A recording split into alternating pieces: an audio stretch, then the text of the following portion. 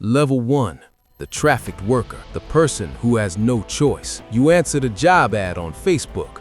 Marketing assistant, Kuala Lumpur, $1,500 a month, accommodation included. Legitimate-looking company, a real interview over Zoom. You're from the Philippines. You needed the money. When you land in Bangkok, a man takes your passport. He says it's for processing. He puts you in a van. 3 hours later, you're in Myanmar, in a compound surrounded by a fence with razor wire on top. There are 200 people here, Chinese, Indonesian, Vietnamese, Malaysian, all recruited the same way. Your job is to talk to strangers on the internet and make them fall in love with your fake identity. You are given a script, a profile photo of a beautiful woman, an American name, a backstory, a daily quota of conversations you must maintain. If you don't meet your numbers, you don't eat. If you try to escape, you get beaten. If you try to contact your family with the real truth, your quota doubles. You make $0.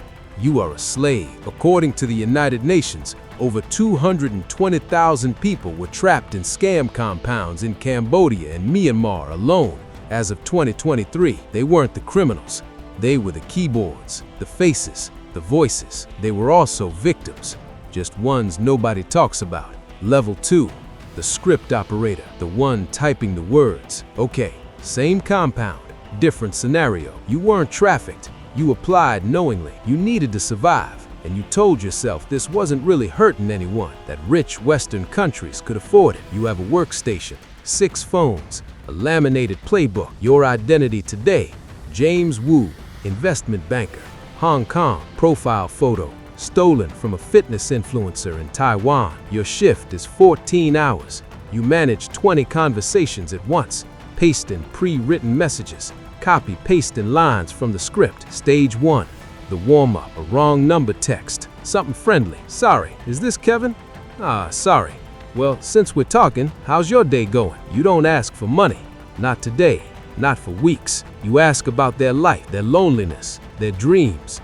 You remember everything they tell you. The playbook says, victims open up when they feel genuinely heard. The playbook is correct. Your best pig right now is a retired teacher in Michigan. She's been widowed 3 years. She hasn't had a real conversation like this in months. She thinks you're a real person. You earn $800 a month if you hit your quota. You tell yourself you'll quit soon. You won't. Level 3, the romance specialist, the long game player. You're good at this. You've been doing it 2 years. You don't use scripts anymore. You improvise. You understand psychology in a way most therapists don't. You know that loneliness is the most exploitable emotion on earth, that isolated people aren't looking for money advice.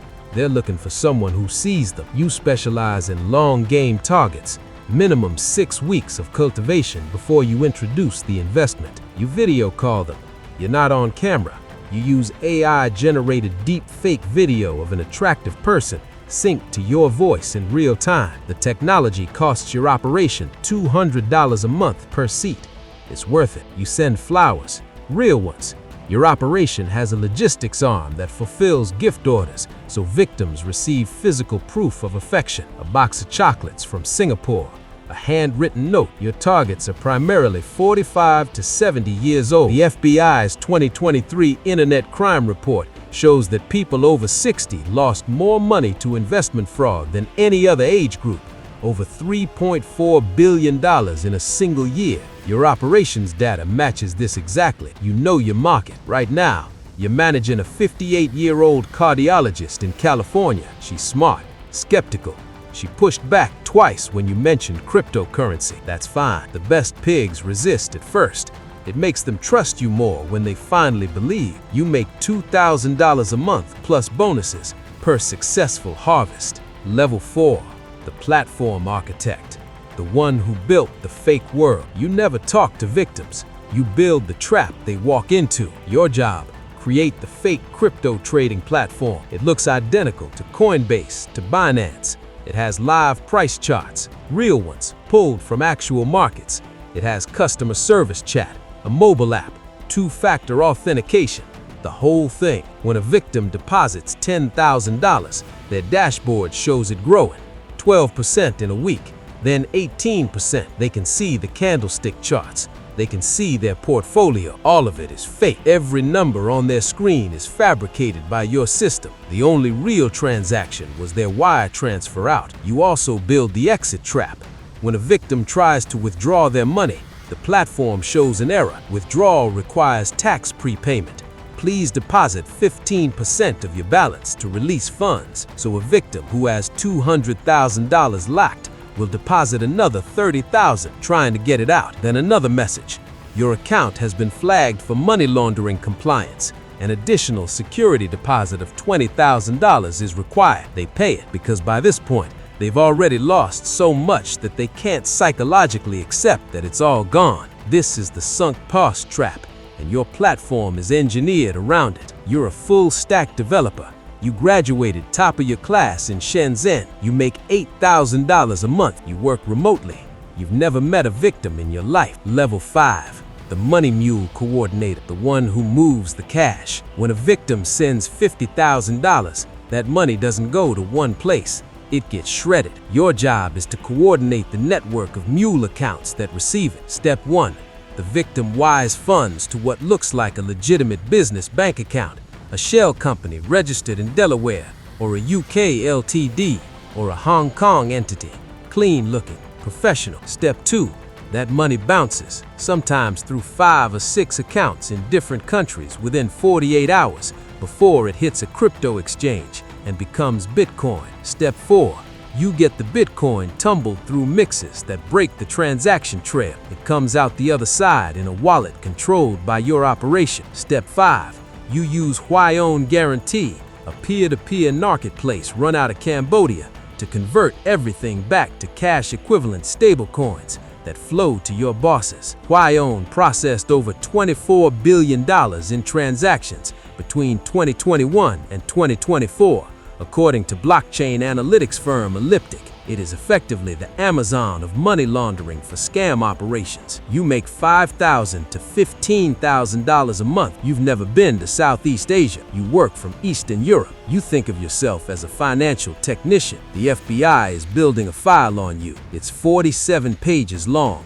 Level 6. The sale manager, the floor boss of the fraud factory. You run a pod of 30 operators inside the compound. Your job is output. Every day, your pod must generate a minimum of $200,000 in new victim deposits across all active cases. You monitor dashboards, real time, every conversation, every deposit, every pig at what stage. Your operators are color-coded by their target's investment readiness. Green, early relationship building. Yellow, investment introduced, small deposits made. Red, victim is ready for harvest. Major deposit push begins. You know when to push and when to let it breathe. You've seen operators get greedy, rush the process, and spook a target who was worth $500,000. That operator lost 2 weeks bonus. You manage conflicts. One of your operators is getting emotionally attached to their target. A cancer survivor named Sandra from Minnesota. The operator started sending their real name by accident. You reassign the case and have the death scenario activated. James Wu develops a sudden illness and goes quiet. Sandra will wait 2 weeks, then slowly move on. Or she'll find another James Wu, because your recruitment team is always building new profiles. Recruitment is also your job. You have a team monitoring social media in the Philippines, Myanmar, Vietnam, targeting job seekers. You run legitimate-looking staffing company pages. You pay referral fees. The pipeline never stops. You make $20,000 to $40,000 a month. You have a nice apartment off compound. You own a car. You are a rising star. Level 7, the regional director, the invisible executive. You don't live in a compound. You live in Phnom Penh. Nice hotel, legitimate-looking life. Business cards that say digital marketing consultant. You oversee 3 compounds. Combined workforce of 600 people. You manage the P&L of a criminal enterprise generating $3 to $5 million a month. Your operation has become professionalized in ways that would impress McKinsey. You have an HR department that handles recruitment, training, and employee retention. You have a tech division constantly updating the fake platforms to evade new fraud detection systems at banks. You have a legal team, actual lawyers, advising on how to structure your shell companies to survive regulatory scrutiny. You buy political protection. Cambodia, Laos, parts of Myanmar. Local officials receive envelopes. Police commanders receive envelopes. Your compounds operate openly. Some of them are former resorts, like the Osmach Resort in Cambodia, sanctioned by the U.S. Treasury in 2024 specifically for hosting forced labor scam operations. You have competitors, other syndicates running their own compounds. Sometimes you compete for the same victims. You have agreements about territories, certain demographics, certain platforms. Occasionally there is violence. You answer to one person. You've met them twice. You make $200,000 to $500,000 a month. You have properties in Dubai, a legitimate import-export business as cover. Your children go to international school in Singapore, level 8, the syndicate boss, the ghost at the top. Your organization generated $2.4 billion last year. You are ethnically Chinese. You run an overseas criminal syndicate, one of several that control the pig butchering industry globally. Your operation has compounds in Myanmar, Laos, and Cambodia. You have franchising agreements with operators in Dubai, Nigeria, and Peru. You appear in no photos. You give no interviews. Your subordinates 3 levels down don't know your name. You operate in the open because you have made yourself necessary to the governments that host you. The tax revenue from your legitimate businesses, the employment, the political donations. Some governments in Southeast Asia don't just tolerate you, they depend on you. The United States Treasury has sanctioned your properties. Your assets in Western countries are frozen. You don't care. You never had assets in Western countries. You don't think of yourself as a criminal. You think of yourself as an entrepreneur who found an inefficiency in the global financial system and exploited it. You employ thousands of people. You generate economic activity. The cardiologist in California who lost her $680,000 retirement fund is not a person to you. She is a data point in a quarterly report. The end that isn't an end. At some point, the walls close. Maybe it's Interpol. In June 2024, they coordinated a global crackdown called Operation First Light. 3,950 arrests across 61 countries. $257 million seized. Maybe it's the blockchain. The FBI's Virtual Assets Unit now traces crypto through mixers, through tumblers, through Huyone's own ledgers.